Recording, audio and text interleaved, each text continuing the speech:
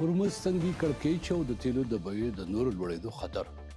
د منځني ختیځ د امنیتي کړکېچ له زیاتېدو سره د نړیوالې انرژۍ بازارونو کې اندېښنې ډېرې شوې دي.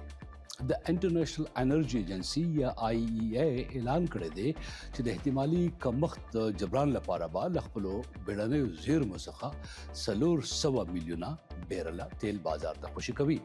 د ادارې اجرایي رئیس فتح بیرول ویلي دي چې دا پریکړه د هرمز تنګي د احتمالي بندېدو له امله د نړیوالو بازارونو د بې ثباتۍ د مخنیوي لپاره شوې ده. د هغه په وینا د IEA ټول 32 غړي هیوادونه په متفقه توګه موافق شوي دي چې دا د ادارې په تاریخ کې د بیړنو تیلو زیرمو تر ټولو لویه ګټه خوشي کول دي.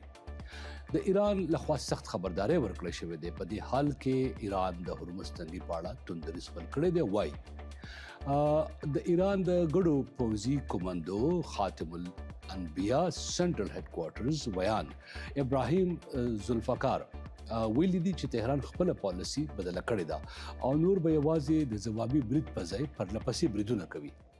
هرگز اجازه نمیدهیم حتی 1 لیتر نفت به نفع آمریکا و صهیونیست‌ها و شرکای آنها از تنگه هرمز عبور کند که نخواهید توانست قیمت نفت و انرژی را با تنفس مصنوعی پایین بیاورید که با گسترش جنگ در منطقه اعلام کردیم منتظر بشکه‌ای $200 باشید چون قیمت نفت تابع امنیت در منطقه است که منشأ ناامنی شما هستید.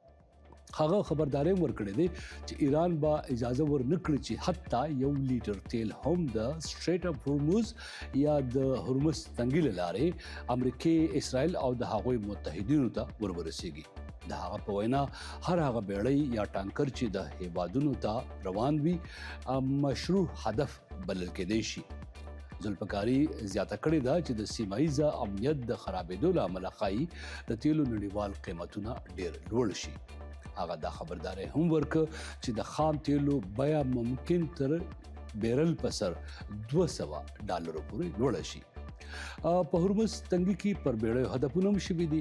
د رایل تای نیوي تایید کړې ده چې د میوري ناري په نوم د تایلند ثبت شوې کارګو بیړۍ په سمندر کې د نامعلومه توغندو له برید سره مخ شوې ده.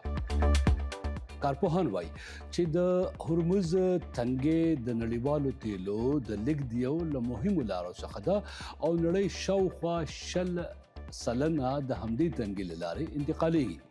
د امنیت خرابوالی کولی شي نړیوال اقتصاد، د انرژۍ بیې او نړیوال سوداګریز سیستم سخت اغېزمن کړي. نړیوال شنونکي خبرداري ورکوي چې که د هرمز تنګي امنیتي وضعیت لا پسې ور خراب شي نو د تیلو بازار به له بېساري فشار سره مخ شي.